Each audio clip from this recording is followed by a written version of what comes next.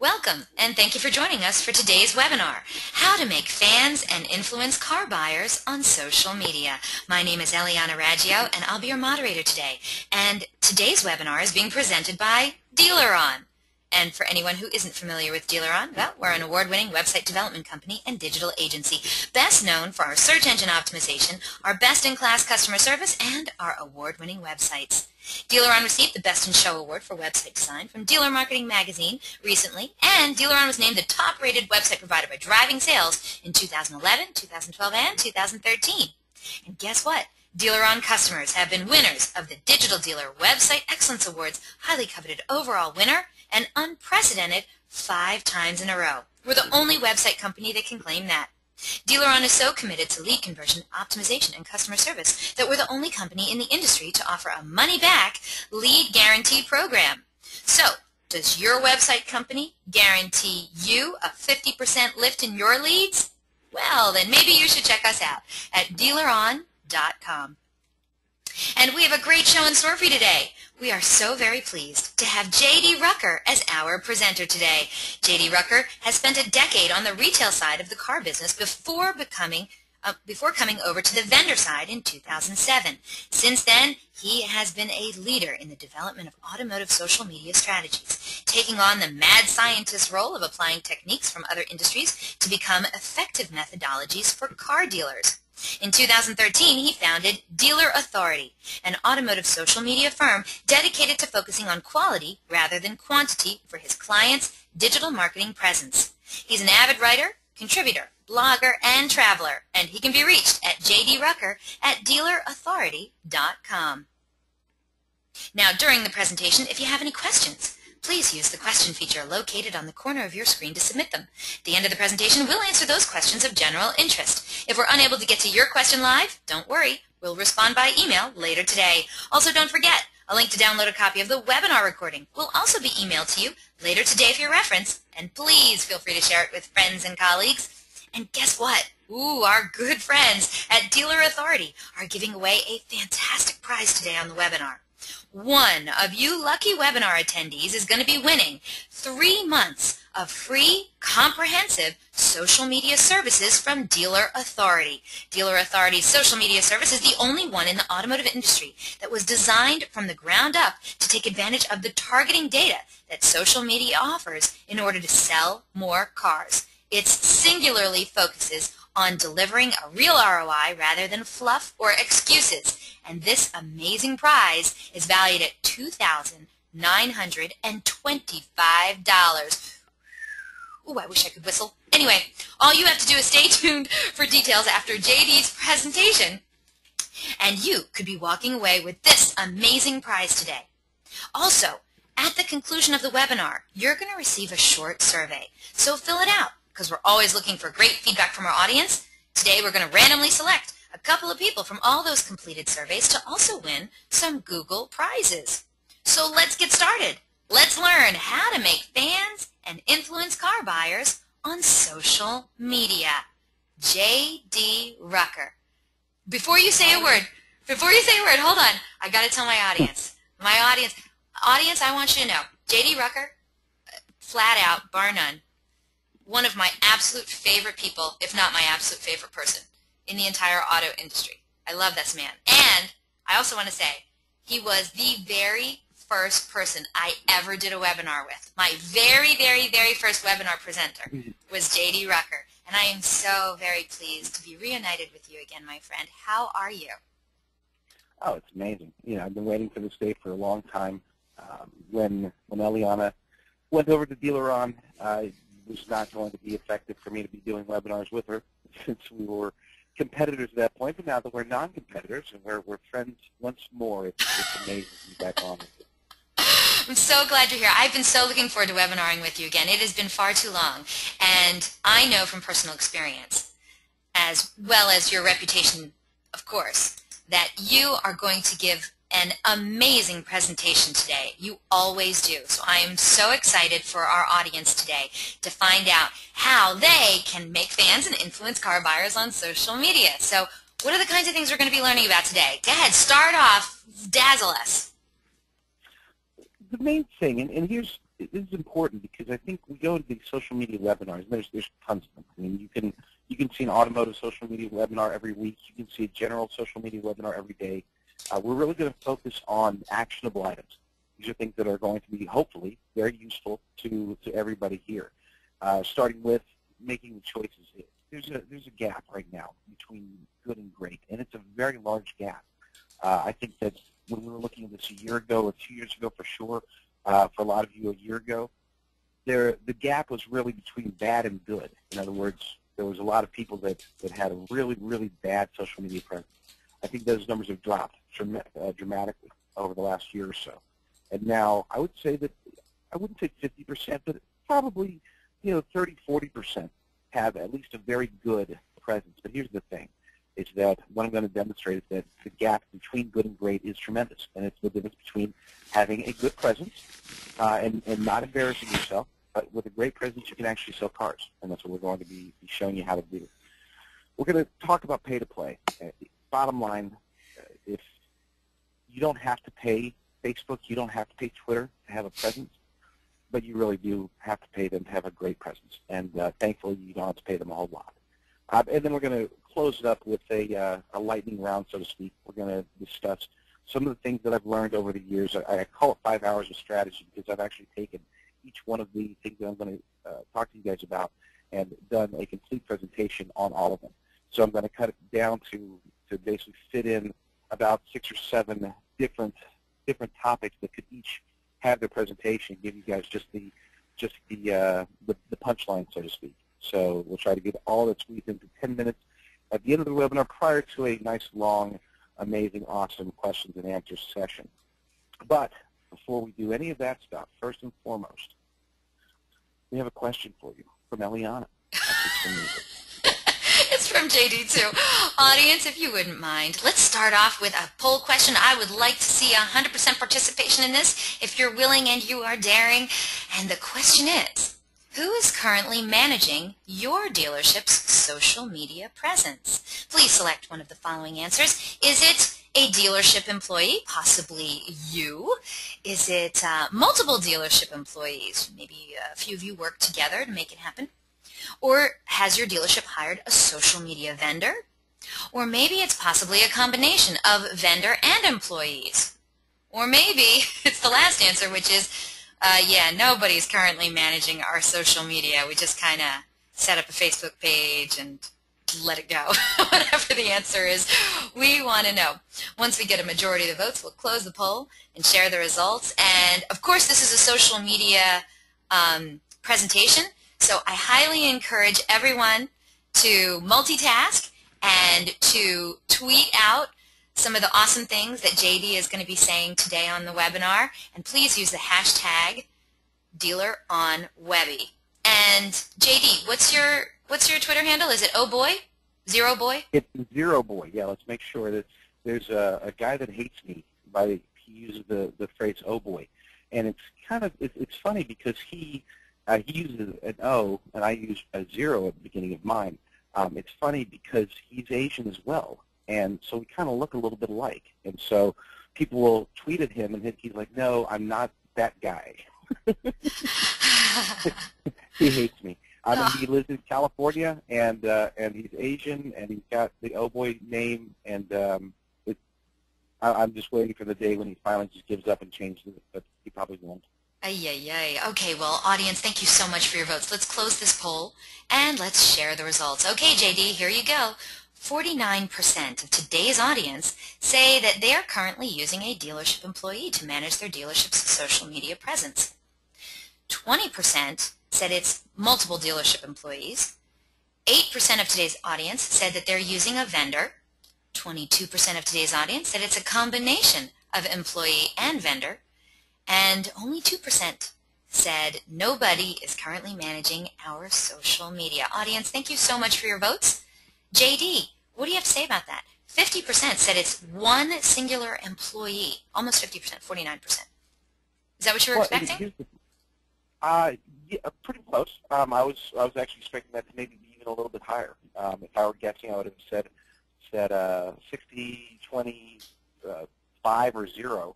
for the other one, and then for the combination, that would have been the other 15 or 20. I knew there might be one or two people who didn't have a social media presence, and that's fine because here's the thing: not everybody's bought in, and I'm hoping that by the end of the webinar, you will be bought in.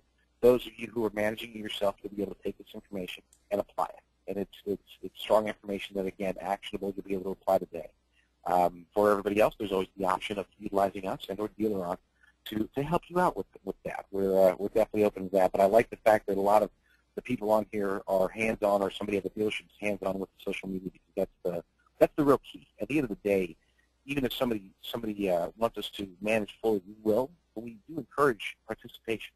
We want people to, at the dealership, to be the eyes on the ground, the camera, the person talking to people, getting actual real live homebrewed content. Well, that's the best type of content for social media. That's how you make it truly social. And we do encourage that from all of our clients, even if we're doing the management for them. So that's a good thing. So let's talk about the first topic of being good versus great.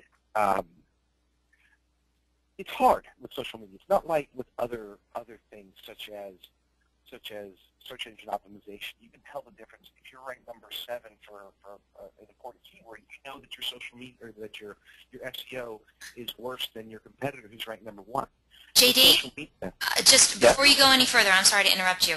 A number of people have written in that it's getting hard to hear you, and you are kind of fading out. Can you talk more directly into your microphone if possible? Oh, I'm so sorry. Let me move my microphone phone. Can you hear me better now? I think you sound okay, but other people were writing in. Several people actually wrote in that it was hard to hear you. Oh, people are writing in, yes, that you are better now. Okay, keep going. Let's go. Is this where I do is this where I pretend like you guys can't hear me very well? Okay, so I can never do that very well. The fake, it's never worked for me. Anyway, so it is hard to tell the difference between good and great social media, because the ingredients are the same. Just like if you're making a burger, what is a burger? It's going to have meat, it's going to have bread, it's probably going to have cheese, maybe some onions, bacon, lettuce. But you can tell if you look closely enough. You can't just go based on the ingredients. You can tell the difference between a good burger. That's one that the top one is one that Jeff Blacken would eat. That's a Big Mac. That's his favorite. And the one below it is one that I think a lot of us would prefer. Is that nice, even though it's the same ingredients, you can tell the difference. And you have to look closely enough, though. You can't just go based on what it says on paper. In other words, if you're saying, well, if I post every day, then that means I'm doing very well on social media. Not necessarily. Not all posts are created equally. So one person can be posting every day to their page, another person can be posting every day to their page, and the results can come out completely differently. So let's look at what good and great looks like. With a good social media presence, you're getting your branding out there. You are branding your dealership, and you're promoting the brand itself. You are creating a presence with your dealership, and that presence is something that hopefully will be seen when people are done. The most common time when people click from your website to go to your social media pages, particularly Facebook, is going to be when they're done. In other words, they've gone through, they've looked at your inventory, they've filled out a lead. Now they're going to go, or maybe they didn't fill out a lead, but now either way, they're going to go and check your social media at that point, if they are going to check it at all. And you want to make sure that your presence is strong, that you don't have anything embarrassing up there. And then there's always the question mark of sales. With a good social media presence, is it selling? Is that branding, is that presence, is that helping us to sell more cars? Nobody knows for sure. Now, this is very important. If you're going to start writing anything down, if you're taking any notes, these 3 words are the notes to write down. What does a great social media presence do for you? It gives you more than just branding. It gives you full-on exposure. The difference between branding and exposure: branding is getting out there in front of people whenever possible. Exposure is forcing yourself in front of people. Okay, it's making sure that you're there, that your logo, your message, your story at the dealership is actually being seen by people. It's a subtle difference, but when you're talking about numbers, it's a huge difference. Rather than just having a presence, a great social media profile, a great social media accounts for your dealership will be promotional. You'll be promoting things. You'll be trying to sell cars. And not only are you trying, but you're going to be achieving it, which gets us to the last part, the sales aspect of it. If your presence is great, you can sell cars verifiably. You can look at it, you can look at the numbers, and you can say with zero doubt that I am selling cars through social media. It goes beyond just, oh, okay, great, I got a good presence. People are seeing me. That's good, and hopefully we're selling cars. No. With a great social media strategy, you can sell cars. So exposure, promotion, and sales. Write that down. It's very important. But it's hard, you know. It's not something where everybody can do it. And there's really nothing wrong with that, okay? It comes down to, do you have time? And we'll get into the money component, the actual Facebook ads. We'll get into that part. But if you don't have the time or the money, then at least having a good presence is probably just fine. You're not going to sell cars from it, but at least you're not doing any damage, okay? There's going to be times when you have to make decisions based on budget, based on your time, based on all these things, and I will put social media right there in the upper middle, okay? It's not a top priority. If your website is broken, if your CRM is ineffective, if you're not taking advantage of the leads that are coming in other words, if your processes at the store, if they're broken, social media isn't going to cure that. But if you're a dealership that's really got everything going on, you got strong search, you've got a great website, you've got everything clicking on all 8 cylinders with processes, then this is where social media has the opportunity to truly make a difference. If it doesn't, then if you're not in that position, then don't spend the money just yet. Get everything else fixed first, and then come back to social media, because social media is much better than everything is hitting. And I'm saying this is a self-serving thing, because I work with dealerships that are doing very, very well with their internal processes, with their website, with everything. They're generating the leads, and social media enhances it in such a way that they're able to truly see the benefit. Whereas when I'm working with dealerships that have problems with processes, that do not have a good website, they're not converting very well with their website, and they try the social media product, it's not as good of a result. So I'm telling you this not just for your benefit, but also for ours, because I don't want to take on any clients that aren't doing very well or that can't take advantage of it, and just as you don't want to hire any vendor that's not going to truly do you justice. So if you don't have a dealer on a website, you should get one. I'll just say that right off the bat. But anyway, we'll talk about that later. Or maybe we won't. Greatness is a choice. Now, this is not a poll question, but if you guys want to write it and tell Eliana if you do recall this, there was a movie that came out, a very popular movie. It was the 3rd in the Indiana Jones series, one I consider to be the second best, next to the original, of course. But there was a portion where you see as they're going for the Holy Grail, it looks as if they're walking on air. You know, this is called a leap of faith. This is a test or a trial to be able to go through the maze and get to the other side. You know, but when he actually gets there, when Indiana Jones sees it, it's like a 60, 70-foot jump. There's no way anybody could jump. Nobody could do that leap. But that's why it's called the leap of faith. So what he ends up doing is he breathes. He probably says a little prayer. He sticks his foot out, and he goes. And what he saw initially wasn't what was really there. And that's very similar to what's happening in social media. I think we see, we look at a presence and we think, well, we're doing the best we can, but I don't know if I want to invest any money into it. I don't know if I want to get into the advertising aspect of it or anything like that. And kind of, is it going to make a real difference? Am I going to make that leap of faith and try it? Some of you out there are in a position to where you really, budgets are tight. You don't want to put your name behind anything that may not work. So you're hesitant. You don't want to vouch for something. But I'd strongly encourage you that, again, if you have everything else going pretty well and you are ready to really move the needle, this is where social media comes in. And that's where you take that leap of faith. So what can you expect? First and foremost, it doesn't take long. I think that people will say, well, you need to have a full-time social media person. That's great. That's fine. I don't think it's necessary. I think you need to do an extremely strong and great social media presence by spending 20 to 30 minutes a day. Now, that is every day. That's 5 days a week, preferably 6. and coverage on the weekends as well. So it's not like 20 or 30 minutes a day, 2 or 3 days a week. That's not going to cut it. You will also communicate with the dealership. I'll show you a campaign we ran. We had run in the past that was very successful. It did a lot of it brought in a lot of things, but the only thing that made it successful was the fact that the other dealership employees knew what was happening on social media, and they helped to participate. They made it successful at the dealership. That was a very synergistic element there. And it was a wonderful thing. But if you're not communicating, if you're trying to run it internally, and you just one person show, two-person show, and not running things by everybody, then you're missing out on a lot. From a money perspective, people ask budgets. I know a few dealers that are spending $6,000 or $7,000 a month. I think that's too much.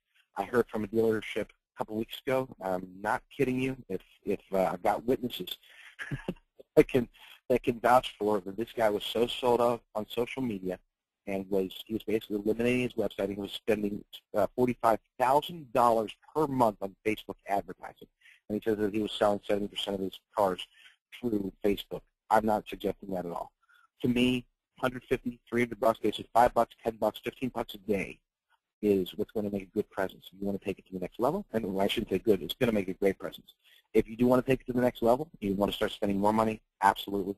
You can definitely do that, and I don't think, I think I would put the cap somewhere in that $1,500 to $2,000 range, to where much more money spent than that is going to get you diminishing returns. So, but I haven't tested that out yet, so that's again based upon just my experience over the last few years doing. You'll also need specials, so it's not just money that's spent paid to Facebook or Twitter. It's also money that's spent through making specials. You can't get somebody on a $29.99 oil change special on Facebook. That's not going to compel them, unless it's like an Exotic or an Infinity or something like that, where the oil changes are usually expensive. If you're a Chevy dealership and you're putting out a $29.99 oil change special on Facebook, don't expect to get a lot out of it. Then again, if you're putting out a $14.95 oil change special, you can get something out of it, and you will not just get $14.95. We found that people coming through social media for these specials do spend money. They're not just going to come in there and get their oil change for cheap and run away. The RO numbers are pretty good. Now, as far as contributions, there's a lot of dealers out there that are participating in charities. Use that. I'm not asking you to spend more money than to give more money to charity than you already are, but utilize that in social media. Very important. Just running, participating. These are things that are social media gold. Social media is not about you. Don't forget it. It's about the community. It's about other people. It's about your participation. You get more benefit and more exposure through social media by talking about other people than you do about when you're talking about yourself. That doesn't mean you shouldn't talk about yourself at all, but it shouldn't just be about yourself, bottom line. So what are the results? You should be able to sell more. Sell more cars. You should be able to service more cars. These are the things. We're not talking about inherent or intrinsic value or anything like that. We're talking about actual, verifiable, sell more cars as a result. So now I'm going to turn it over to Eliana again for number 2. Poll question number 2 is on your screen now, audience. And thank you so much for participating in our poll questions. We really appreciate it. So the next question that we want to ask you is, how much are you currently spending on social media advertising? Now please select just one of the following options. Is it Zippo, Zilcho, Zero, Nothing, Nada? I don't know any other words for that. Is it anywhere from $1 to $150 a month? Is it $151 to $300 a month? Maybe you're spending somewhere between $300 and $1,000 a month. Or are you one of those dealerships who spends over $1,000 a month on social media advertising? I have to say I'm watching the votes coming in, and audience, thank you so much for participating. And I am very surprised at the answers. JD, I think you're going to be surprised too. I think our audience is going to be surprised. We already have a majority of the votes, so I'll close the poll and share the results. If you wouldn't mind, JD, are you ready? I'm ready. Okay, here we go. Well, 38% of my very savvy audience, I know they're very smart people, 38% said they're spending absolutely nothing on social media advertising per month. But that's not the surprising part. 21% said that they're spending less than $150 a month. But we have an even split for the next three answers. So 14% said that they spend between $150 and $300. Another 14% said that it's between $300 and $1,000. And another 14% of today's audience said that they're spending over $1,000 a month. What do you think about that, JD? Is that surprising to you? Yeah, that's definitely surprising. I would have thought it would have been starting from the bottom, working up. I would have said 50, 30, or 50, 20, 20, 10 at best. Wow. This is a great audience.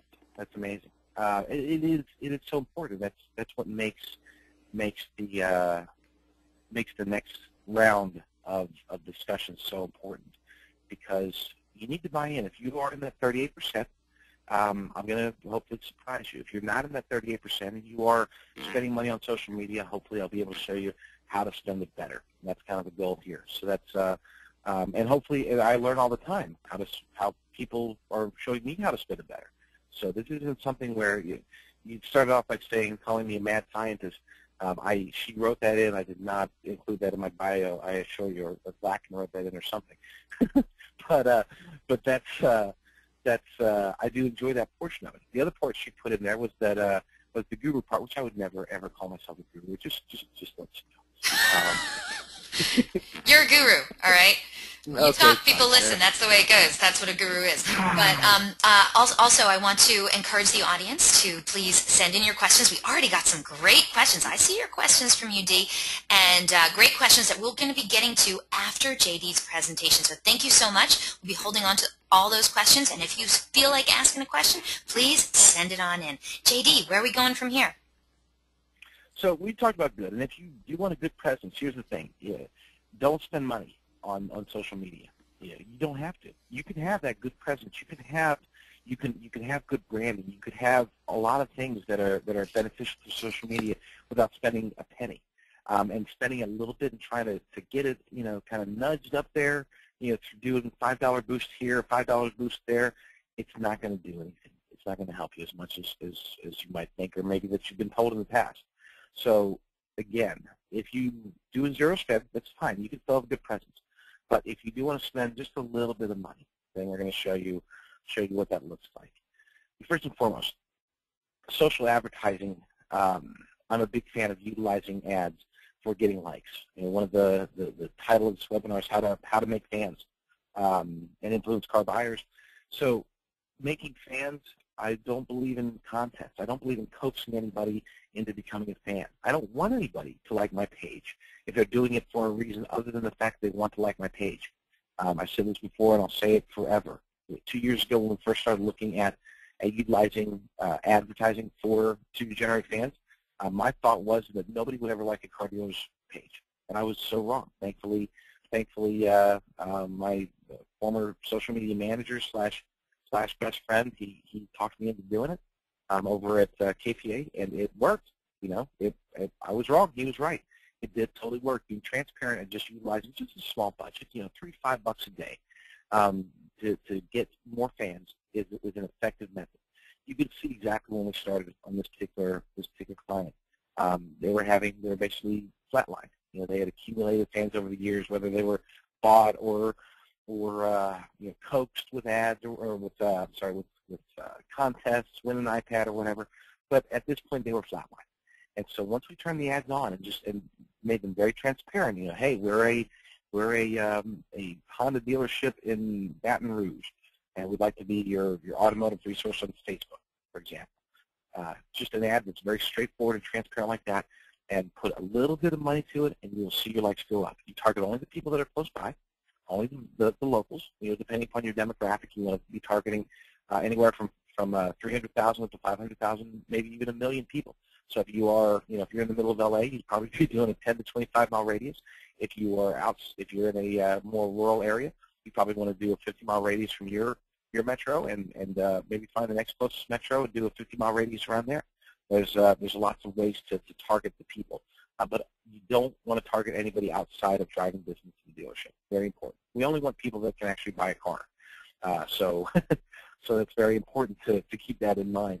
But as you can see, movement very steady, very nice, very normal.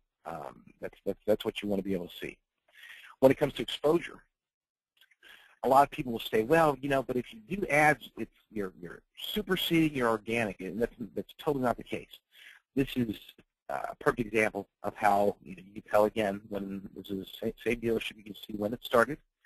Back here, they were getting the occasional 2-3 engagements per post every day, and as soon as we started, they started going up and up and up and up and up. And that's good. Now, one thing that people will, I didn't put a slide in here, but one thing that should be noted, a lot of times you'll get to the point to where when you look at your page now and you don't have ads running to it and you're posting every day, you'll look at your reach and you'll see that you're probably reaching somewhere between 600 and 1,000 people on a given 28-day period. And that's fine, that's normal. When you start using ads, you can get that number, 20, 30, 40, 100, 200,000 people that you're reaching, depending upon your area and how much money you're spending on it. But it doesn't take, when I'm talking about reaching 20, 30, 40,000 people, we're not talking about a $1,000 budget here. We're talking in that $150 to $300 range. So by plugging in, again, either $5 or $10 a day and applying that to your posts, now you have the opportunity to really move the needle, so to speak.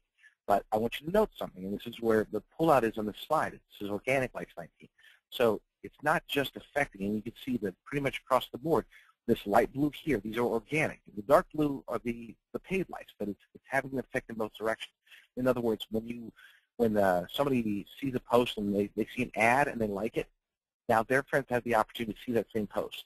So those friends that like it because the first person liked it, their friend liked it, those ones are going to be organic. So it works both ways. This isn't just getting paid engagement. You need to be able to get organic engagement. You need the paid engagement to kind of give that boost. And that's an important part of it. Real quick, JD, before you go to that next slide, we did have actually a question from the audience about that slide. Michael wrote in. He wants to know, is that graph from before Facebook changed their algorithm to decrease organic reach of fan pages? So this is I took this screenshot about 20 hours ago. Okay.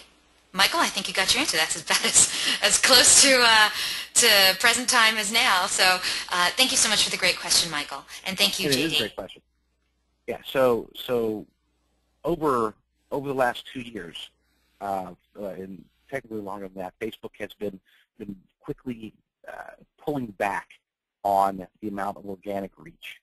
Okay, pages, when we say pay to play, it wasn't always like this. There was a time when you didn't have to pay a penny and you could get in front of tons of people on social media. Once Facebook went to the pay-to-play model, and again, they don't call it the pay-to-play model. They just give more exposure to individuals, to people. So it's harder for your page to appear in people's newsfeed. You have to pay to get in there in bulk. So Michael's question is a great one. It is important to keep track of what's happening. Most recently, it came out again. They had a big change a week ago, another big change prior to that just 2 weeks ago, rolling out with this latest both design change, UI change, as well as some other minor changes, such as they took away the ability for you to automate your feed to not your feed, your ads to continuously like the most recent post. You have to go in there and do it manually. And Facebook's reasoning is they want it to be based on quality. They don't want you promoting every single little post that you put up there on an automatic feed. They want to be able to they want you to only pick out your best posts. It also, I'm familiar with the team down there that actually has to approve the ads down in Austin, and it is a pain when it's you've got it on auto advertise and you're posting 2 or 3 ads an hour, which I do know people that do that. That can get very annoying and tedious. So now you have to do it manually. The algorithm change for the newsfeed has been an ongoing thing for a while, but most recently it has been a big drop. If you apply the ads, the amount of drop organically has been diminished. It's not as big of a drop as if you don't do ads at all. Long story short, if you're not doing ads, I don't want to use the word invisible, but you're pretty much invisible. It's going to be very hard for anybody to actually see your messaging. at all. And Facebook's not doing this because they're greedy. I know there's a lot of conspiracy theories about that. The reality is that Facebook's doing it because people want to see their friends. They don't want to see businesses. Just like on television, they want to see television shows. They don't want to see ads, but they accept the ads just as they accept them on Facebook, just as they accept them on television. They read them on Facebook just as they watch them on television. So don't think that this is something where, okay, so Facebook's trying to make more money off this. They are. I don't want to say, but the main reason is because from a user perspective, this is better for the users to do like that. So that's a great question, Michael. Well, it's funny because you prompted a few really interesting comments. For instance, Daniel wrote in, so instead of building a database of users that you can contact at will, you're essentially paying Facebook to build a list of people that you can then advertise to. And Walter said, oh, I love that. And Walter said, yeah, they're a little greedy too, though. Yeah. Well, I mean, hey, they're a public company. They've got to make money. They're public now, yeah. But they're extremely profitable. And so this is the thing. I can assure you one thing. Personally, I'm not crazy about Facebook. Okay, as far as even a concept. Okay. I mean, we like it. We post to it. I like it. Yeah. I mean, I we like have it. fun I post on to it. it. Sure, absolutely. But I look at it, if I wasn't involved with it from a business perspective, I probably wouldn't be on Facebook very often. That's just me. But here's the thing. I do trust that when they make these decisions, it's based upon the user experience more so than anything else. They are making enough money, and they made it very clear from the beginning they want to use the money to improve the user experience rather than the other way around, improving the user experience to make money. Their theory, their philosophy is if they make Facebook better, that they're going to make more money anyway. So, and I think they're absolutely right. So they make these decisions based upon what the users are, the feedback that they're getting. Anyway, I'm not trying to defend Facebook here by any means. I'm just telling you that yes, they're going to make more money as a result. Yes, it's harder for businesses, but at least as of today, for the price of a Starbucks coffee, you can get massive reach and get your message in front of targeted people. And I'll get into that here very shortly. I'm going to buzz through a lot of this real quick because I really want to get to the next section as good as possible. Bottom line, the difference you can see they were posting back here. It's not like they weren't posting. I hope you can see it on your screen. The little itty bitty line there in the beginning.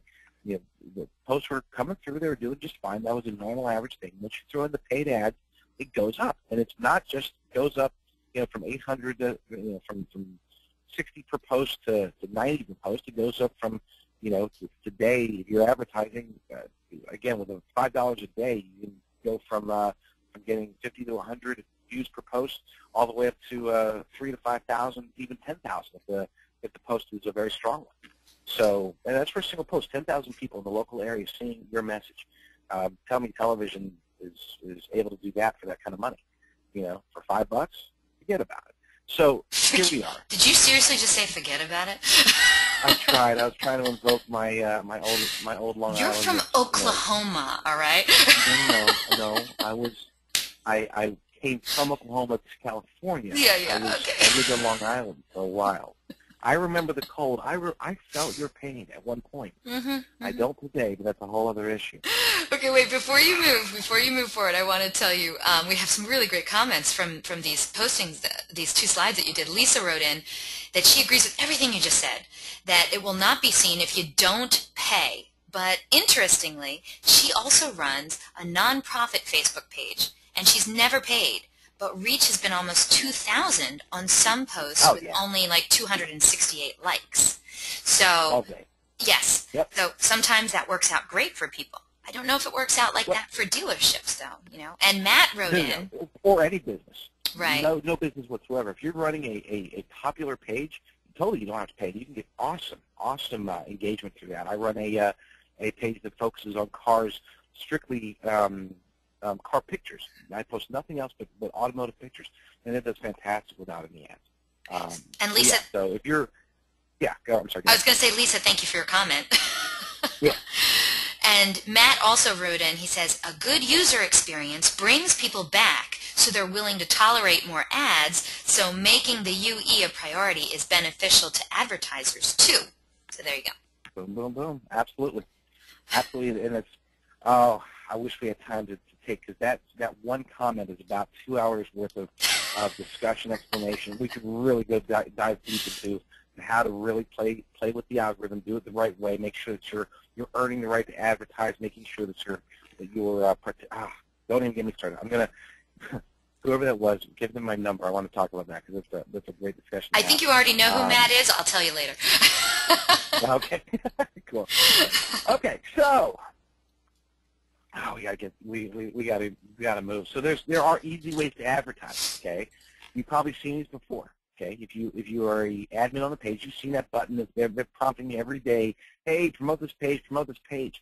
If you're an admin on your page, you've also seen it with every single post, that little boost post button. You probably clicked it at least a few times. Okay, it's like, wow, look at all that reach. We can reach so many people with these. Keep in mind, it's a trap. These are traps, and this isn't again. This isn't. I've used this variation of Admiral Akbar in my last 10 presentations. This is my favorite one so far. Admiral Akbar from Episode 6, Star Wars. I'm pretty sure we all know who he is. All right. So anyway, so it is a trap because, and again, not Facebook being evil, but Facebook's stuck between a rock and a hard place. They've done a terrible job at showing what you could do with ads, but they need to get more ads, so they've made these quote unquote easy ways for it to happen. It's like I don't even know of a good analogy. The $5 that you spend on a boost could be so much better spent on properly targeted ads done the right way using Power Editor. Promote a page button. You can get your page advertised in the local area in 3 minutes. You know, if you have your credit card out and ready to go. Okay, but you can do it much, much, much better if you do it again through Power Editor. Yeah, Power Editor. It's a whole other discussion. If you're look up Facebook Power Editor, read up on it. If you're not familiar with it, send in questions and we can talk about it later. But I don't want to dwell on that part. Bottom line is, use true Facebook ads. Don't fall for the trap of those too quick and easy, because they are not as it's not that they can't be beneficial, but they're definitely not as beneficial as they could be if you're utilizing the other types of ads. So number 3. Poll question number 3. Here we go. Let me just make sure it's the right one. Okay, yeah. So the question is, going forward, how would you like your social media managed at your dealership? Please select one of the following options. Do you like, if you want to do it exactly the same, I guess we'll find out. So do you think you want to keep having it just be one dealership employee? Will you like multiple dealership employees to be involved with your social media? Do you think maybe going with a social media vendor is the right way? I recall last time there weren't a lot of people who selected that option, so I was kind of surprised at that. I thought more people would use a social media vendor. Would you like a combination of employee and vendor together, or you know what, you're done with the social media thing. You don't want a social media presence, or you don't even see the value in it. So whatever the answer is, we want to know. Once we get a majority of those votes in, we'll close the poll and we'll share the results. And thank you, audience, for getting involved. The votes are coming in nice and fast. I love it. Love it when a plan comes together. That would be probably the 3rd different movie we've referenced today. I got another one coming up. Oh, you do? Oh, good. We're going to see if we can make it a cool half dozen today. Audience, thank you so much for your votes. We'll close this poll in just another couple seconds. And someone's requesting that we quote Hannibal Lecter. I don't know if we can fit that in, but we're going to try. Let's close this poll and share the results. The fava beans and a nice Chianti.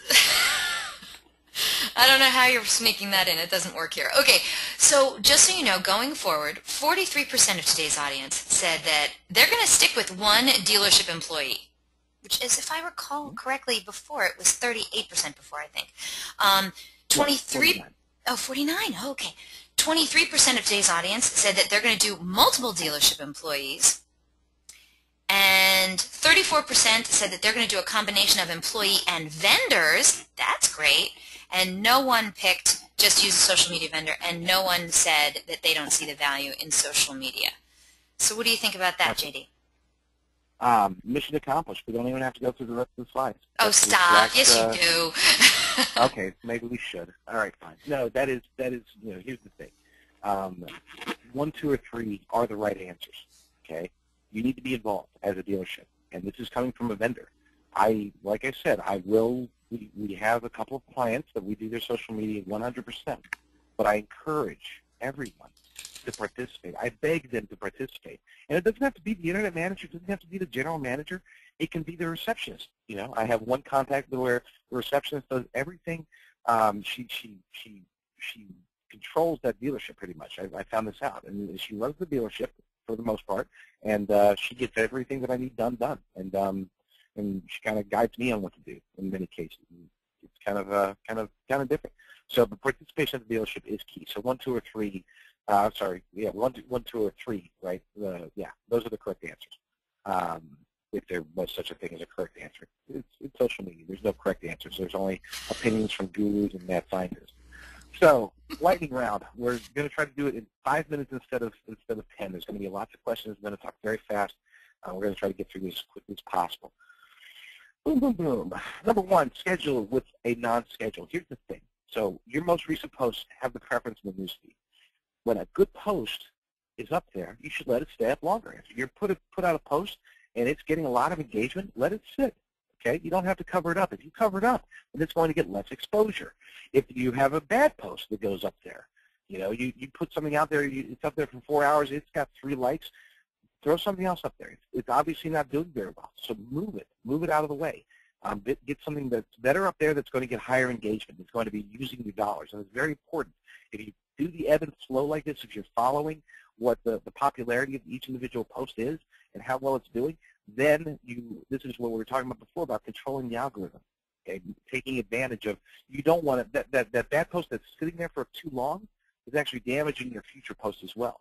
Whereas that post that's sitting there and accumulating likes, that's making it to where your future posts are going to be more prevalent on the news feed. So you got to play it. You got to kind of, it's almost like Vegas. When you're hot, you keep going. When you got to know when to pull it down though if you start to go cold with the dice. Last, and more importantly, is that if you do have an important post, those can linger regardless. If you've got a sale going on, if you've got a community thing going on, if you've got a post that just needs to go up there, even if it's not getting likes, it's okay. Every now and then you accumulate, 5,000 views of your post, and it's only getting 5 or 6 likes. Don't make it very often, but take the exposure over the algorithm play, as long as you're not doing it too often. People ask me, how do you do this? You have to use the force. You just have to use the force. You have to judge it and take into account what's happening and use your best judgment and monitor it. See what's going on. That was movie reference number 4. Okay. That is not Gandalf. I don't know where you got that picture from. No, it's definitely not Gandalf, and Harry didn't use the Force, and yeah, there's a whole lot of stuff there. Funny popular meme. Okay, number 2, Polk data. So Polk data, you have access to Polk data through Facebook. A lot of people don't know that. Those who do know that might be jaded because you probably use a program that promised using Polk data to get your exposure, and it didn't work. Okay, it can work. It can work. You just have to do it the right way. Okay, I wish I could linger on this particular post because this is one that I'm just going to hit the high points and we can talk about it further later. In this particular case, we're taking the local area, where this dealership is, within 50 miles of the 3 close metros. It's not a 150-mile radius, keep in mind.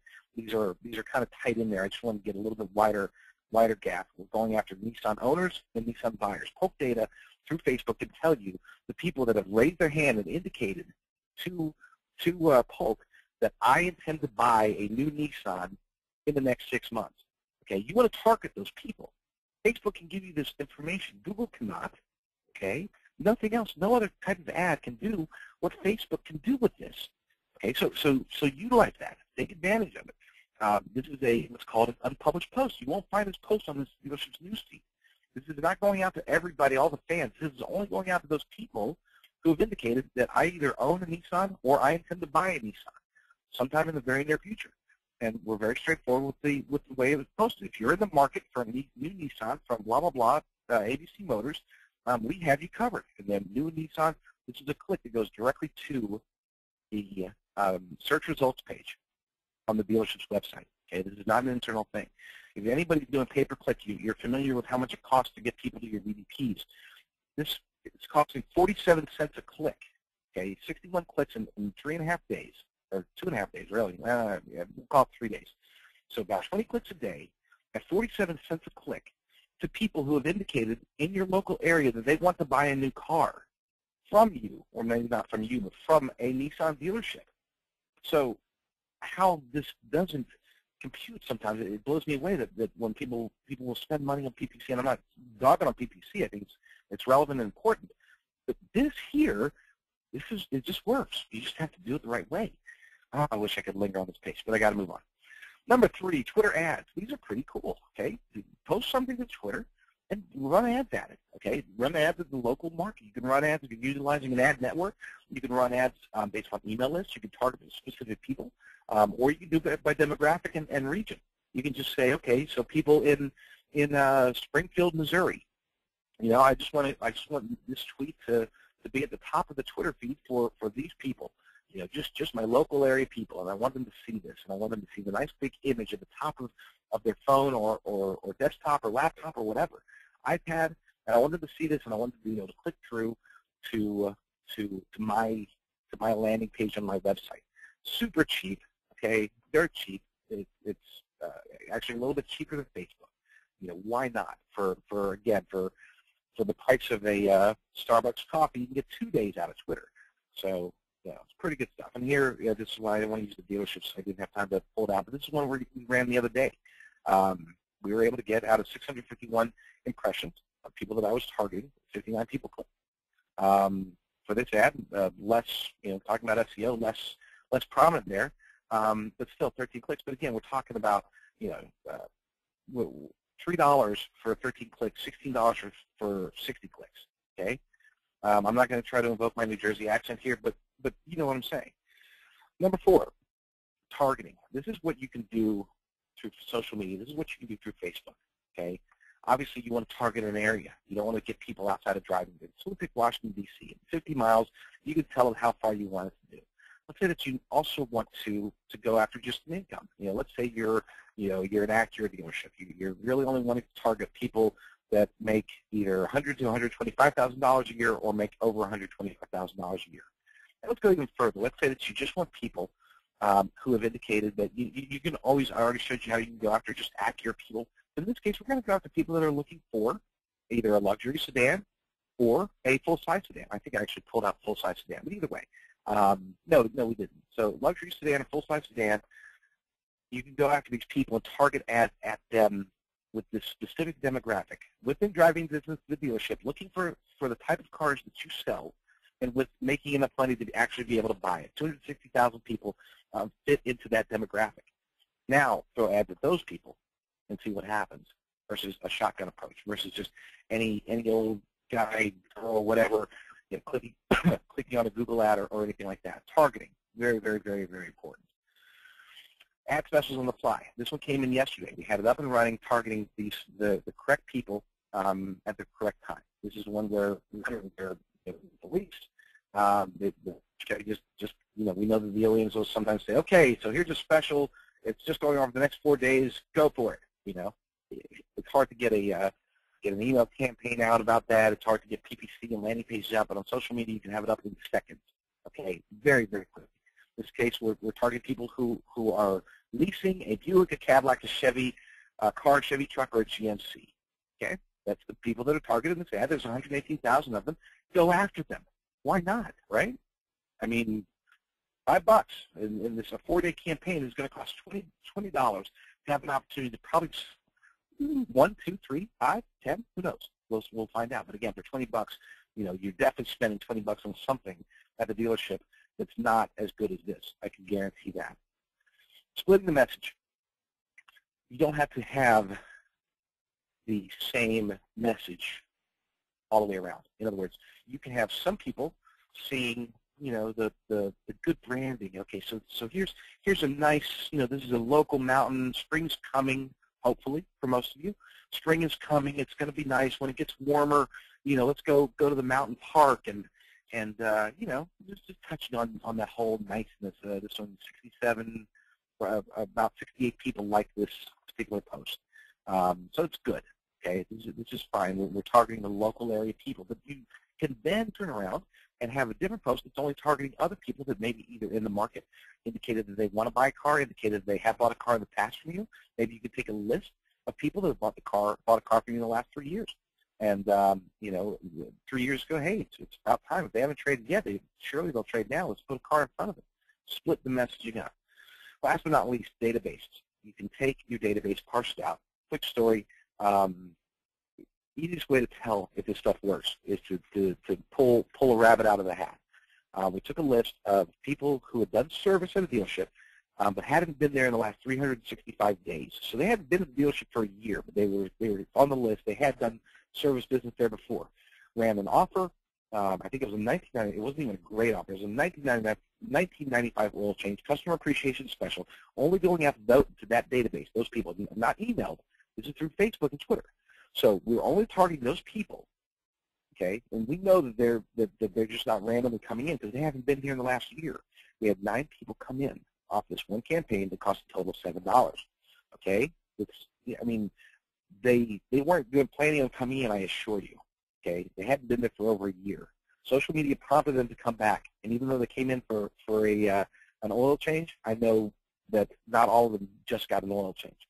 So when you have databases, you have it parsed in different ways. Take advantage of that. Load up the custom audiences into Power Editor, or again, I keep forgetting to mention, Tyson will kill me if he's listening to this. I keep forgetting to mention, or you can have us do it. We can do it for you. That's why we're here. We're doing this stuff. But I'm telling you, I hate to say it, but you don't need me to do this unless you just want to take advantage of our expertise and all that good stuff, blah, blah, blah. Okay, so that's my lightning round. What are the takeaways? You have to be good, for sure. You don't want to be bad. But if you can be great. And that's taking advantage of what we've learned here today. It does require to be great. You do need an investment, whether it's time, whether it's money. It's definitely some money. It doesn't have to be a ton. Again, when we look at it, it's $5 a day, $150 a month. That's a good minimum investment. I think a good average investment is somewhere in the 300 to 450 range, so 5, 10, 15. And aggressive dealers can very easily spend $1,000, $2,000 a month. I think when you get beyond that, again, it might be a little bit overkill, but I haven't tried it yet. So I might be wrong. Maybe I'm the one that needs to take the leap of faith. Use Power Editor. If you don't know, look it up. Look up Facebook Power Editor. Download it. It only works in the Chrome browser. It is Facebook approved, even though it's a third-party app, and it's absolutely amazing. You should not be using the Facebook ads module. You should be using Power Editor for sure. And last but not least, social media. It's not about the 1.2 billion people on Facebook, the half a billion people on Twitter. It's about the local people. It's about the ability that social media has to target those people in a specific way that cannot be done through any other media. Take advantage of that, and now you actually have the ability to really make a difference with your marketing. That's all I got. I'm out. See you, Eliana. You're not out yet. You're never out. You think you're out, and then we pull you back in. I don't know if I did that right, but we're going to put as many movie references as we can. They pull me back in. Well, I'll tell you what. The audience has a lot of feedback for you and a lot of great questions. So we're going to just keep going until we get to as many questions as possible. Okay, JD? You got it. Excellent. Before we do that, though, let's take care of a little bit of business. Please go to the next slide, JD. If you were here at the beginning of the webinar, well, I announced that our good friends at Dealer Authority giving away a fantastic prize today on the webinar. One of you lucky webinar attendees is going to be winning 3 months of free comprehensive social media services from Dealer Authority. Now, yes, Dealer Authority's social media service is the only one in the automotive industry designed from the ground up to take advantage of the targeting data that social media offers in order to sell more cars. It's singularly focused on delivering a real ROI rather than fluff or excuses. This amazing prize is valued at $2,925. All you have to do is answer a simple question about the presentation. So get ready. First one to write in the correct response will be walking away with this amazing prize today. Get to your keyboards. Get ready. Good luck, everyone. Here we go. The question is, what 3 words exemplify a great social media presence? My goodness, you people are fast. Good job. All right, we have a winner. You guys all, well, almost all of you. Got the right. Somebody wrote in the answer is C. Very nice try. But no, the correct answer was exposure, promotion, and sales. And you know what? Madeline Cave, you even put in the exclamation mark. Good job, Madeline. You are our winner today. Madeline, if you wouldn't mind, please write in and let me know what dealership you're from so I can give you a proper congratulations. Well, let me write your name down. Madeline. I love that name. Cave. Okay, Madeline is from Burlington Hyundai Subaru in Burlington, Vermont. Congratulations, Madeline. You have won an amazing prize for your dealership. And, of course, we also want to thank Dealer Authority for their incredible generosity. No, thank you. And congratulations, Madeline. That's awesome. Congratulations. It's funny, Daniel wrote in, he said, wait, JD said to write it down, not remember it. You're right, Daniel. I'm so sorry about that. So close. You're all so close. Yes, you were so close. Very close, Ray. You were in second place. Sorry to tell you that, but Madeline is our winner today. Congratulations. You'll be hearing directly from our friends at Dealer Authority about your prize. Okay, let's get to some of these great questions from the audience. JD, if you wouldn't mind putting it on that slide with your mugshot on it. Fabulous. Okay, here we go. Let's go to this question from D. D writes in, JD, are you familiar with any Facebook apps being used successfully by dealerships or dealer organizations to capture CRM and DMS tracked results for sales and service ROs? Ooh, that was a mouthful. JD, did you get that whole question? Sort of. You broke up there a little bit. Can you repeat it one more time? You can read it quickly, though. I just need to hear it again. JD, are you familiar with any Facebook apps being used successfully by dealerships or dealer organizations to capture CRM and DMS tracked results for sales and service ROs? Okay, good. And that one comes from D, by the way. Great question, D. The answer is yes, there's been a few that have caught my attention. We try to direct everybody, everything we do through Facebook, direct them to the dealership's website.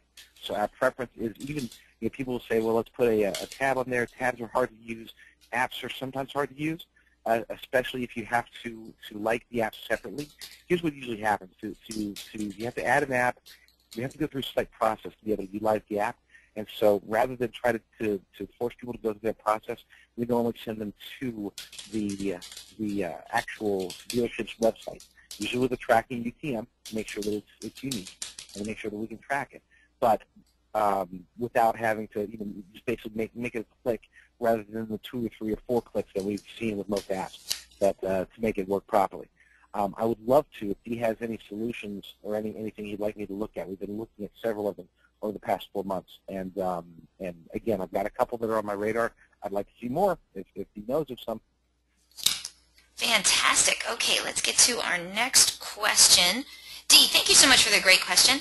And D also had a follow-up question saying, are they getting a return on their spend? They, as in the people using the apps? The dealerships and the dealer organizations, yeah. Yes. No, I have not seen a return on investment utilizing the app yet. But again, it's something that we're exploring separately. I'm not going to say there's no ROI because we haven't experienced it yet. We've been looking at the apps, and because we're sending the people to the website and tracking it from there, the ROI is more trackable and it's very apparent. But we're not utilizing apps for that. We're utilizing just straight-up ads and clicks to the website. Again, and we're using the tracking pixel. Facebook issued a nice tracking pixel, so we can track ads, we can track conversions, and so it's fine. We're not utilizing an app for that. We're just going straight through Facebook posts, unpublished posts, and Facebook ads. And same thing with Twitter. Gotcha. Okay, Dee, thank you so much, like I said, for the question. I got a great question in from Michael, and he says, why do you think dealerships are so few in using third-party providers when it comes to social media? And before you answer that question, I want to let you know, Michael, we actually had some people who wrote in when we were talking about vendors and social media. And for instance, Joe wrote in, oh, I'm sorry, James wrote in, it has to be the right social media vendor. Many of us were burned by bad vendors. And that's the answer. That is the answer. I mean, that's it. At the end of the day, it comes down to the vast majority. When I say vast, I can name. There's approximately currently actively selling in the automotive industry. It's hard to believe this. I didn't know until I really started doing my research. There's over 25 vendors. These aren't just I'm not even talking about the individual consultants or the localized people. I'm talking about actual companies. They're selling social media products to people. I can count on one hand, and I'm stretching the pinky, the number of companies that I say, wow, they're doing a good job. Next week's presenter, for example, is one that I would say, Rachel Harrow and her team, they do a fantastic job. I consider, if anybody utilizes their services, I don't even try. I don't even touch them. Not to say that I think that she does better or we do better or anything like that. It's just, hey, if it ain't broke, don't fix it. There's thousands of dealers out there who are either not using a good strategy through a social media company or using a bad social media company. No point of going after Rachel or any of the other good companies. James has a great company. I know the company that James works with, and I know that their social media is great. So that's two. I'd have a hard time coming up with 3 and 4. Well, so I'll tell you yeah, what. That's the reason. Yeah, I'll tell you what, too. James, of course, great insight. Thank you very much. Yeah, you've been burned by bad members, and that's why the industry is much more wary of social media vendors. And then Joe wrote in, I think the employee social media experts know our business best, and they should handle it. Vendors are not in touch with the day-to-day ops. But I will tell you this, audience, Subi Ghosh, who's actually in our audience today, and who just since like 4 days ago started working for Dealer Authority, she actually did a webinar back in January about how to get more out of your vendors and how to have more of a better working relationship with your vendors. And she gave some amazing tips. So if you want to check that webinar out, that might help you have a better relationship with not just your social media vendors, but all your other vendors. It was a really eye-opening webinar, and you can find it on dealeron.com/webinar, and click on the link on the right-hand side for on-demand webinars. So, yeah, Subi, I gave you a shout-out. Boy, a lot of people are writing in right now, okay? Michael, thank you so much for the great question. Okay, let's get to this next question, which comes from Matt. JD, Matt says, what types of call to actions do you recommend for great conversion? Perfect. I'm going to go further back into the slide real quick.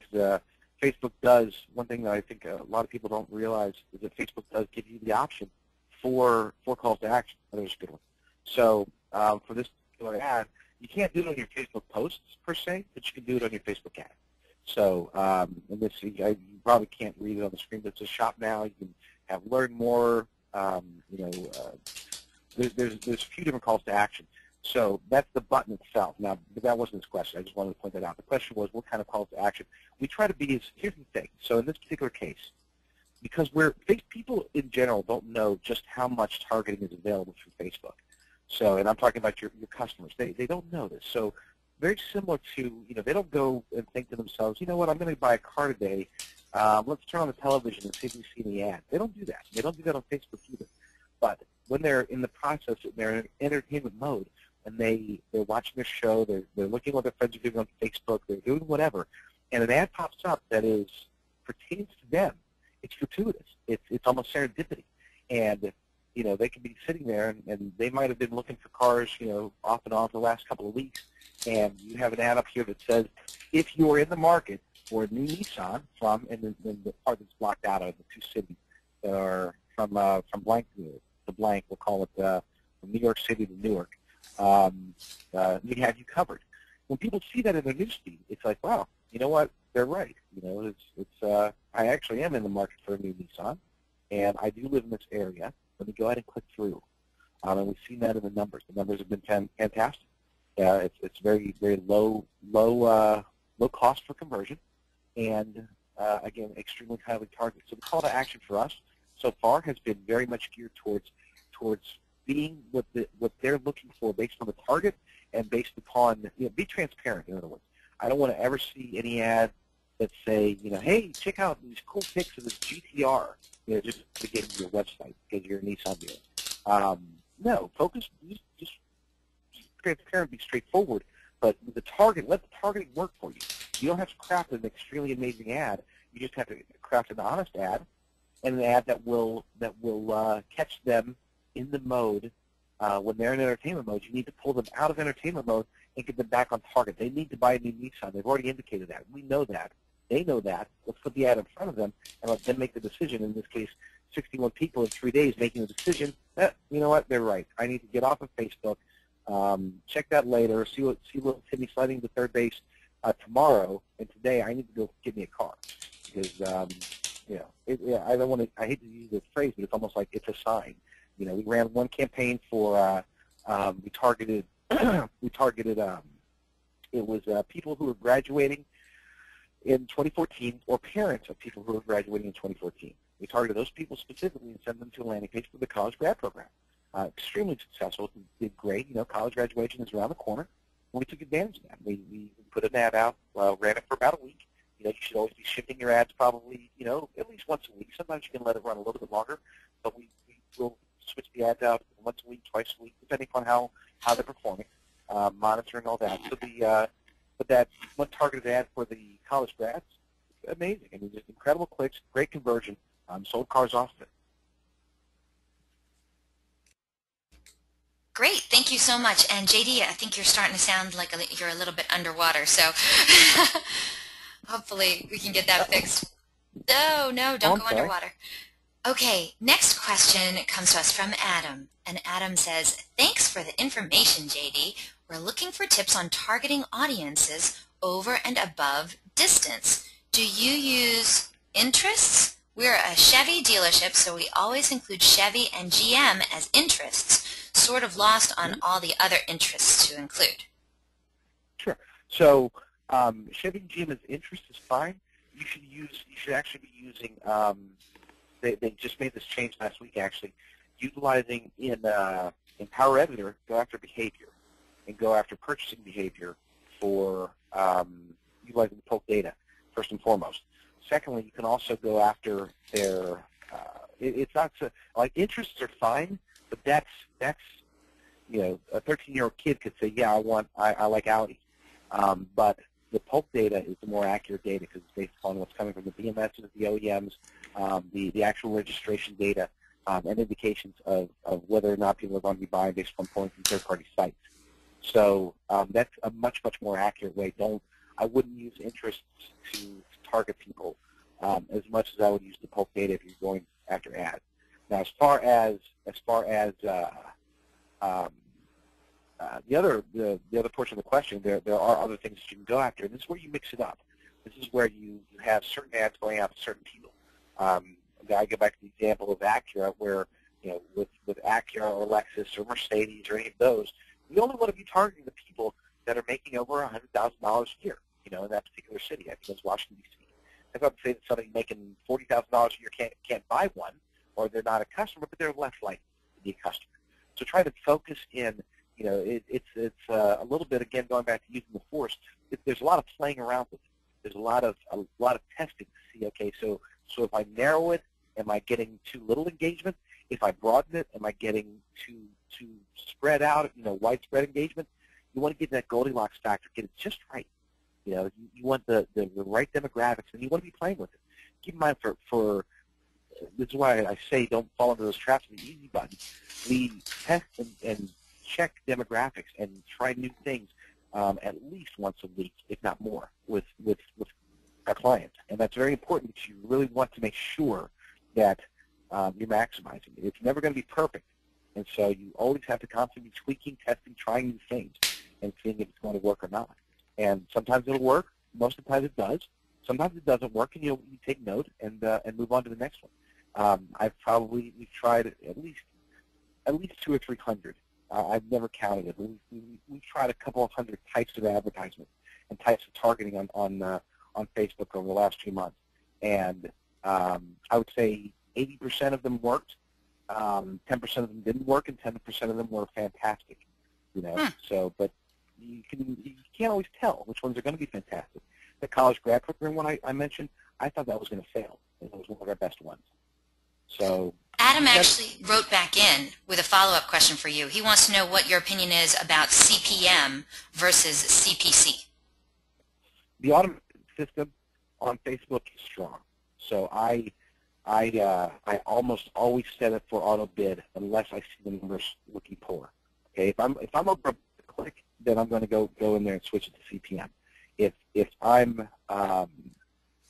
I'm under 40 cents a click, I'll go switch it to CPC. So and try to play it right there. And again, and also since we're talking about such a low budget, you're not unless you're in that category 4 or 5 where you're spending between $300 and $1,000 or over $1,000 a month, then there's not a whole lot of maximizing you can do. The automated bids are usually pretty strong, but we watch them, and based on the results, the automated bids, we make a determination: do we continue to allow it to be automated, or do we go through and play the stock market, so to speak? If the clicks are too expensive, then we go CPM. If they're not expensive enough, then we go CPC. Perfect. Actually, Adam already wrote in and said, thanks, JD. Adam, good luck. Ray is our next questioner, and he's going to lay it all on the line right now. Are you ready? Okay. All right, JD, yeah. What do you feel is a good balance between social posts to foster engagement and promotional posts to try to boost sales? Boom. So, we got it. Great one. So I don't believe in rules of thumb when it comes to this. We have a good, I think Subi actually, Subi, you can write in, Subi has a rule that she utilizes, and it's a very good starting point. But the bottom line is, again, monitoring the ebb and flow. I've seen in many cases where I can take, especially once I get the engagement level up and I've earned the right on the Facebook page, I might be able to go 2 or 3 promotional posts in a row. Other pages, especially when they're just getting started, you might have to go a week without promoting and focusing just on that. I think that if you look at it as if, like a television station, where you want to be entertaining and engaging and educational most of the time, and have the ads filtered in there, that's probably the right approach. If I'm forced into a corner and told to do an actual rule, I would say that you can do 2 or 3 per week against 7 or 8 total posts. So in that 70-30 range. But again, it really does depend on what the results are. Some of it gets to the point where after you do it for a while, I know one page in particular that even their promotional posts get over 100 likes on a $300 a month budget. They've been doing it for over a year. They do an exceptional job, and the posts are extremely entertaining. So I mean, their quote unquote spam gets 100 likes, and it's all localized. It's amazing. Some of their posts will get 400 or 500 likes. So that takes time. That's a rare occurrence. See what the results are, and then use look to see what you've posted recently and go from there. And Subi did write in. Thank you so much, Subi, for writing in. And she has it. It's the 70-20-10 rule. 70% is entertaining and engaging content. It could be local events, fun stories, etc.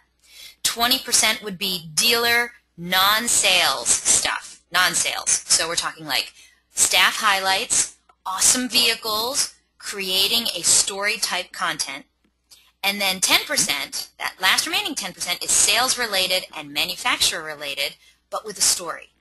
So it's the 70-20-10. That's a much more comprehensive answer. Yep, that's well, it's exactly what I was saying. I didn't do the breakdown of the 30, so she nailed it. That's absolutely right. When I say 70-30, it definitely shouldn't be 2 or 3 posts a week that are all promoting sales.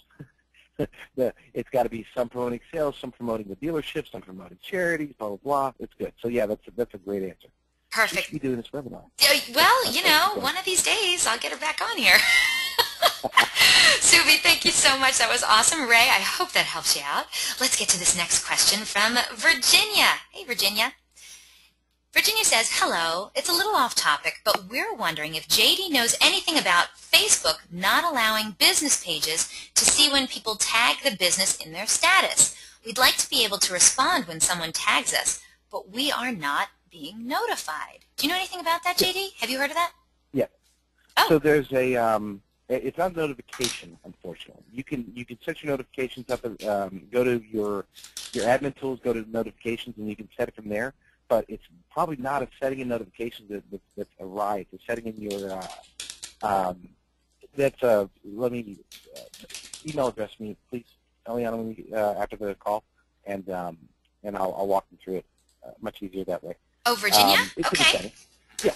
Well, Virginia, if you could, drop an email over to JD, and he'll get right back to you, okay? His email is right on there, jdrucker@dealerauthority.com, as well as for any of our attendees. If you have some questions or you have some social media, things that you're stumbling with, believe me, there is no better source than JD Rucker, all right? Oh, and Virginia wrote in. She said she's definitely going to do that. So good luck, Virginia.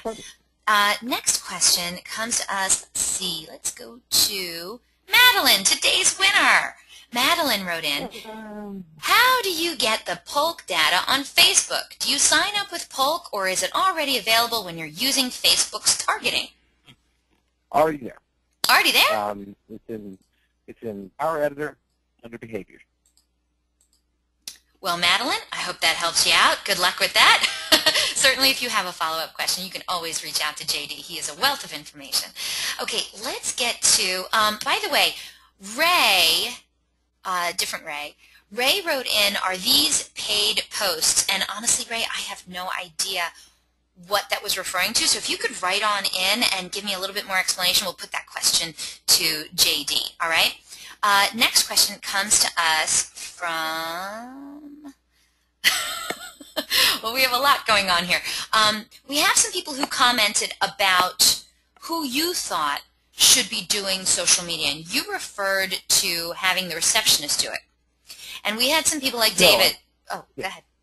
Oh, go ahead. Keep going. David wrote in, not a receptionist, director of first impressions and social impressions in that case. And Dee wrote in, great strategy. The receptionist is the most social professional at any dealership. Of course, that's been true before and after the advent of social media, right? And Joe wrote in, you said the receptionist could do social media. Do you think you need someone who is savvy about social media should be the one to handle it? So who should be handling social media? So I wrote an article on LinkedIn the other day about, whether to bring in marketers and teach them automotive, or to bring in automotive people and teach them marketing. I lean towards the latter. So if I have someone at the dealership who knows the car business, who knows the dealership personality, who knows the people at the dealership, who knows the customers, or who's willing to find those people.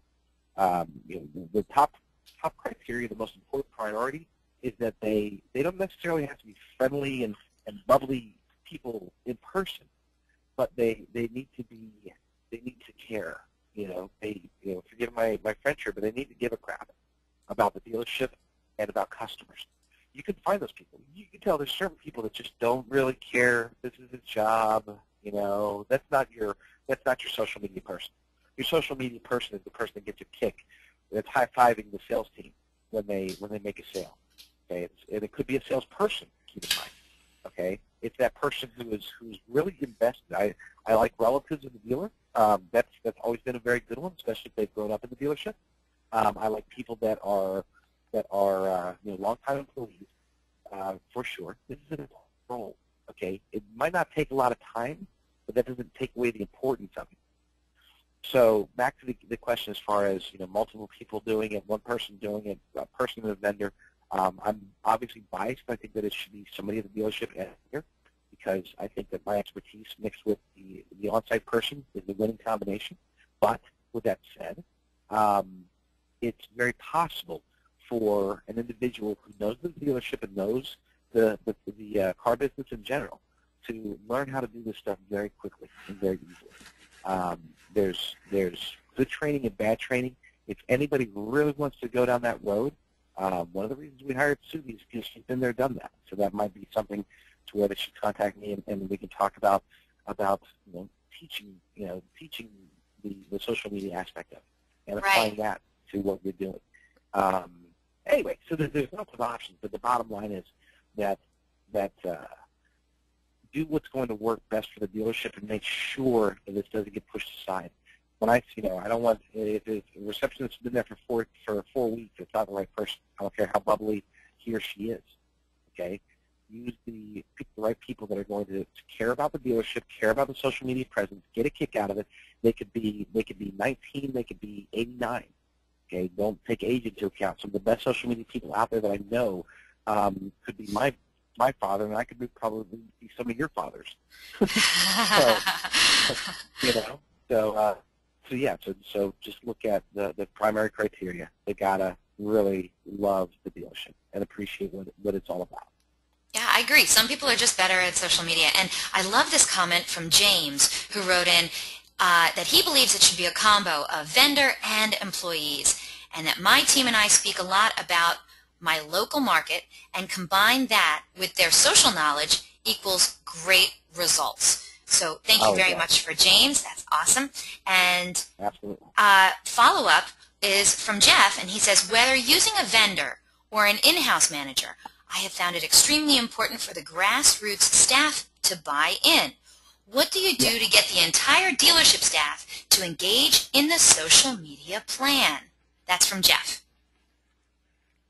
This is going to sound silly, but this comes from prior to becoming a vendor. I've spent a decade in the car business on the retail side, and knowing a good idea of the personalities, it has to be decreed. Okay, when I say decreed, I'm talking about not just from a sales manager, salesperson, internet manager, the owner, the dealer, principal. Somebody like that has to care, and it's not saying you have to do this or you're fired, or the incentive plan is changing based upon your social media activity. No, it's got to be something like catch it by surprise in a monthly sales meeting. Say here's a great job, Sally, who's been posting a lot of images and liking a lot of stuff on our Facebook page. Thank you so much, Sally. Or here's Sally, here's a $25 gift card. Don't mandate it, but have it decreed, so to speak. Make it important at the top down, and that's what will get the team going on. It's not going to get everybody. There's nothing that will get everybody. Some people are just not going to care. But if you can get 30%, that's more than people that care about the page as of today. There's other methods to do it, but the key is find what works in leadership and make sure that, because it is so very important.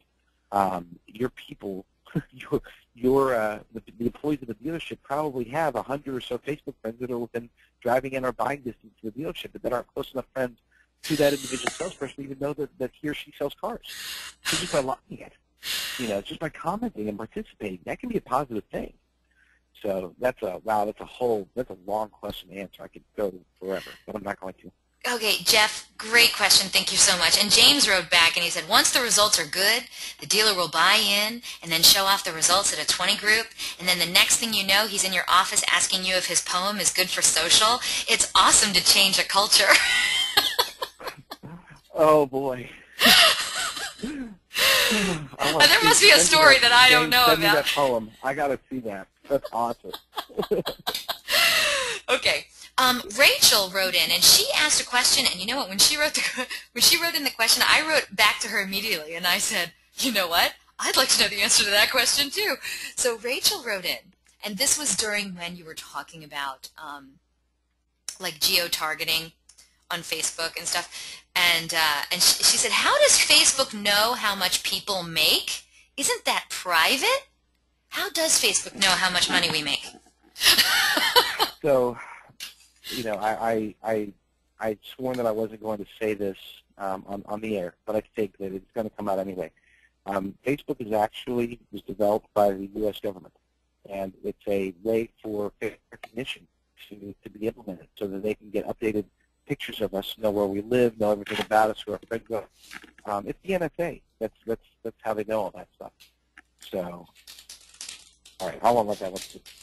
All right, the real answer is that they get the data from a ton of sources. In many cases, they get it from they purchase the information. In other cases, it's information but they get all their data comes from third-party sites, such as DataLogic, such as Axiom. There's several companies, and these companies do surveys. They pull the whole concept of big data. They sell it to Facebook. Facebook implements it into their algorithm, and it's all legal. Here's the crazy part: is that all of this stuff is legal. You give them tons of information. By you, I'm saying Facebook users. Or you give them more information they probably realize they're giving, and then they match that up. They do it all in a way that's very, very privacy sensitive. So technically speaking, like they can have that data and target people, they just can never share that data. So you can know that 5 people in a particular tiny town of 20, you can know that 5 of them make over $125,000 a year, but you can never find out which 5 unless you go around and ask them. They won't let the data get matched up. If you plug in email addresses, for example, you don't actually get to see which email addresses matched up. You plug in 10,000 email addresses, Facebook will send it back and say, okay, so 2,000 of those email addresses matched up with Facebook accounts. So you can target those people. They won't tell you which ones matched. So because they keep that veil, you give them data, and then they give you data back that's non-traceable. That's what makes it legal, and the data that you purchase is big data. Companies know more about us than we'd ever like to know. Yeah. Thank you so much for that. Okay, we got to wrap this up. Let's do this. One more question here. Ray wrote in, do you have software for us to manage social media, or just you? Sure. So here's the unfortunate part. There is great software out there. Okay, Buffer, Hootsuite, Sprout Social, Post Planner, which is a Facebook app that's not like the apps that Dean was talking about, but it's a Facebook direct app. The challenge is that Facebook gives an algorithmic bonus to native posts. In other words, anything that's posted through Facebook.com or through Facebook's pure mobile app will have more exposure, have basically a bump in the news feeds. So even though I monitor a lot of accounts with Hootsuite, but I will never in a million years ever post to Facebook from Hootsuite. Because it changes the link. There's tons of reasons, but the most important reason is that when if you take this exact same post and post it once through Facebook.com, you can take the exact same post and hop in your time machine and repost it again through Hootsuite instead of through Facebook.com, and fewer people will see it when you post it through Hootsuite or Buffer or any of the other apps. So it's tough. It makes our job harder when we post it directly through Facebook, and that sucks because they don't give you an enterprise interface. We actually have to do it manually. But hey, that's why we do what we do. That's why we charge $60,000 a month for our. Oh wait, no, we don't. You don't. He's kidding. I wish we did. I'm sure you do wish you did. All right, JD, you're wonderful. Please don't let it be another 2.5 years before we webinar again, my friend. Okay? It was so good. So good tomorrow. It was so good to webinar with you again. I really missed you. Audience, if you have any further questions for JD, the founder of Dealer Authority, then please feel free to contact him directly. He's one of the easiest going, nicest fellows in the automotive industry. I'm sure you'll agree once you have met him and spent any kind of time with him. Fantastic presentation. Of course, I want to remind you that a link to download a copy of the webinar recording is going to be emailed to you later today for your reference. Please share it with some friends and colleagues. It was an awesome one. And today's webinar is also going to be posted online within 24 hours. So just go to dealeron.com/webinars and click on that on-demand link on the right-hand side, and you can view any of our upcoming webinars. You can also access any of our past webinars, too.